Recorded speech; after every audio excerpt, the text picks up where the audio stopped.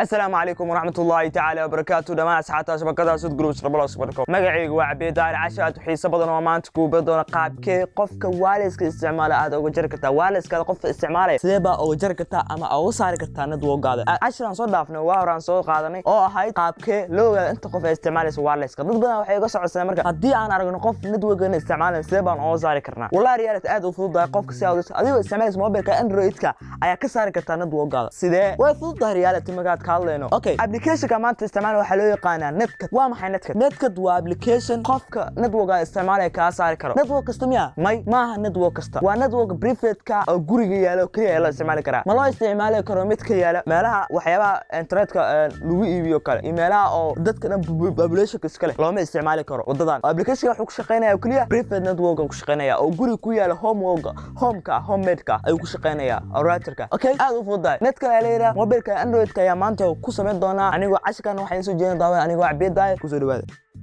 soo degsanayna programka netcad pro play store ayaan tagaynaa waad ka helaysaa netcad pro netcad ayaad ku qoraysaa ujeedaa waa mid ku horeeya netcad calaamada maqaska kooran tahay install soo leedahay ka bacdi open ayaa leedahay markuu download ku dhameeyo ama installation ku dhameeyo okay waxaad taabanaysaa qaybta wifi halkaas ay taabanaysaa ka bacdi waxaad taabanaysaa refresh si inta qof ee network isticmaalayso markaa ku soo bandhigo uu ku soo bandhigo refresh ayuu bilaabayaa hadda waxa isticmaalayso internetka saddex qofood cabdiwaabka ku qoran android mobile ah iyo xamdi waxaan doonayaa inaan xamdi ku sameeyo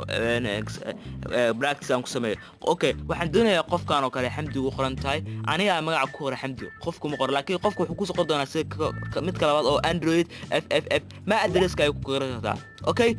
xamdi ana ku qor si ma loo qorna aad u fududahay okay qofkii meesha yar calaamada wireless-ka ay ku dhufanaysaa kadib waxaad taabanaysaa halka calaamad guduudka ay off qoran tahay taabanaysaa qofka sama isticmaali karo internetka waxa kale oo sameyn kartaa qofkii sam speed si kartaa speed qaar si kartaa okay halkan waa si ka 35 cotton speed ah ayadna u sidii kartaa okay calaamada full ayaad ku dhufanaysaa hadaa ka jirabtana off ay leedahay ma isticmaali karo wax la huwa qofkaas internetka ma isticmaali karo okay waa ma city daawadayaal intaas waa kaliya mu baana wax dhiba qofkii aad doonayso oo madriska bas ku arto oo ma aadan aqoon sidaas aad ku sameynaysaa oo kaliya okay wax aad u fudud waa kana hadii aad qofkii hadda aad dul tagto qofkii hadda dul tagto waa kana IP addresskiisi ma addresski waxna uu siinaya waad ka helaysaa okay waxyaabo kale oo application leeyahay waa si firi kartaa optionskiisa waad firi kartaa